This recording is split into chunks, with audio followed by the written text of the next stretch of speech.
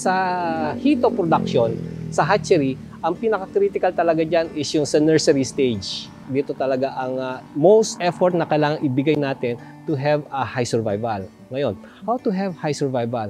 So, maraming mga factors, but just name a few. Una-una dito is pagkain.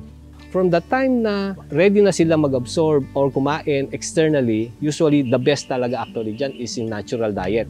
Meron mga artificial na artemia, pero meron ding available, lalo na dito sa Luzon area, yung tinatawag na tubifex o yung bloodworm. So, pag pinakain mo kasi nito, talagang iba ang bilis na laki niya.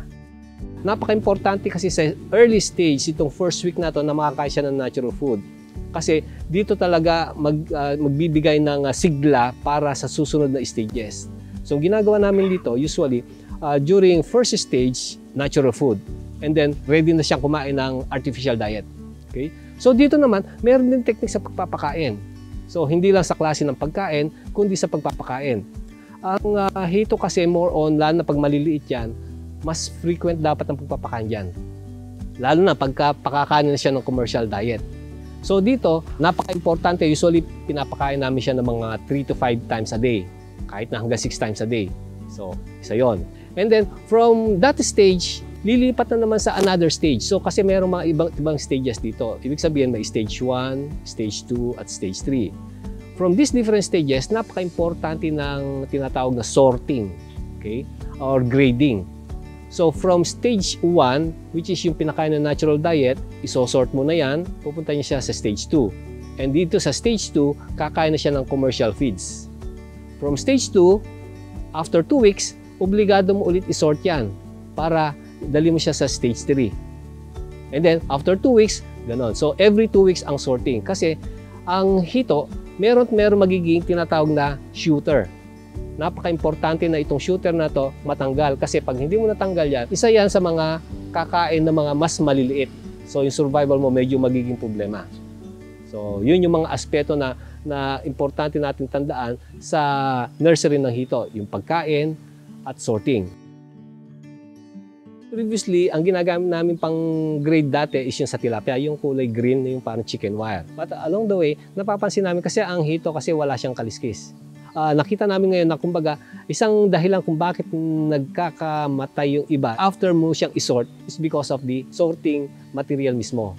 Kaya usually nag-devise kami ngayon na kung saan ang sorting namin, ipang-sort namin is talagang stainless na talagang kahit na isiksik niya yung katawan niya dahil madulas yan, hindi magagasgas. Kasi dito sa mga chicken wire na to medyo yung gilid nun sa loob is medyo matalim yun eh.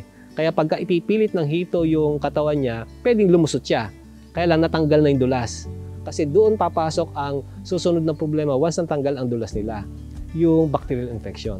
You have to ensure na every time na i-handle natin ang isda, which is a good tip na mabibigay ko sa inyo, kailangan iso-salt bath treatment nyo siya. Kasi during grading, natatanggalan ng mucus yan during handling, seining, pagdaan sa through salt bath treatment at 5 ppt exposed, sabihin natin for 4 hours to 1 day, ang tendency nun, napapanumbalik niya yung mucus sa katawan ng isda at saka yung sugat niya medyo napapagaling niya. So yung bacterial infection nare-reduce.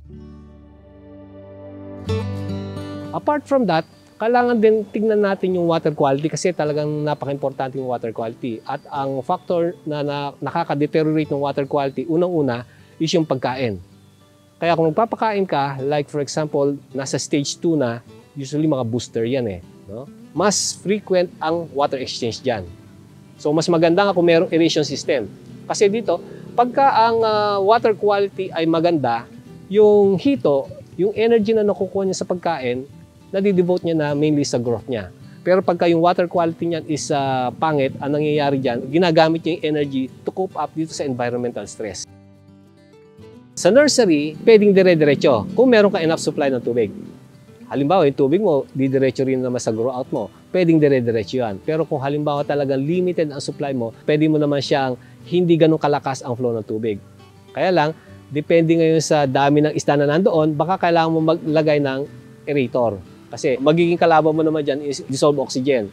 Sa nursery, Kung meron ka naman enough space, mas maganda wag mo masyadong siksikin. Just to give you an idea, sa isang square meter, pagka sa mga stage 1, halimbawa yung pinapakain pa ng natural food, kaya dyan mga hanggang 10, 15 to 20,000 kasi malilit pa lang naman yan. Pero sa stage 2, usually bababa na yan ng mga 5,000 to 10,000. Pagka mga stage 3 na kami dyan, usually ang kaya sa per square meter, 3 to 5,000 nakakuha kami per square meter. Pero kayang-kaya mo makapag-produce kung halimbawa okay yung water quality mo ng 5,000 sa isang square meter. Ang laki nun, nasa mga around 2 to 2.5 inches na siya. Pero kung mga 3 inches yan, siguro per square meter, kaya mga hanggang 2,000 hanggang 3,000 pieces. So all in all, from day 1 hanggang sa matapos ang nursing mo, usually sabihin natin hanggang 3 inches. Pwede kang, ang duration niyan usually mga 30 days to 40 days.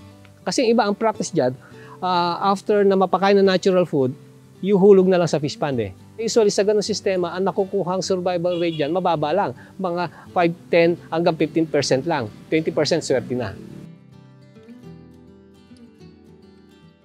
Yeah, so basically pagka mag-engage sa nursery, in order to have high survival, you have to consider una-una yung pagkain. Hindi lang sa kalidad ng pagkain, paraan din ng pagpapakain.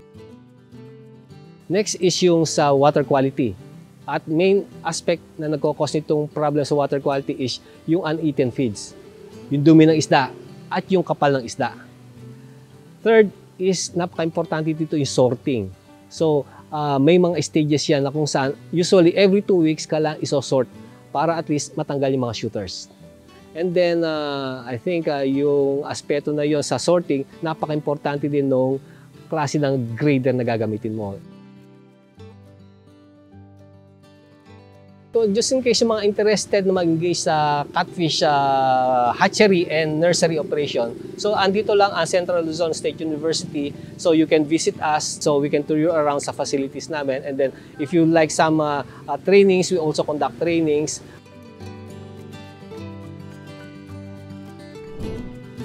Kung kayo'y may natutunan sa videong ito, huwag kalimutang i-click ang subscribe button para makatanggap ng updates sa mga bagong Tate TV episodes.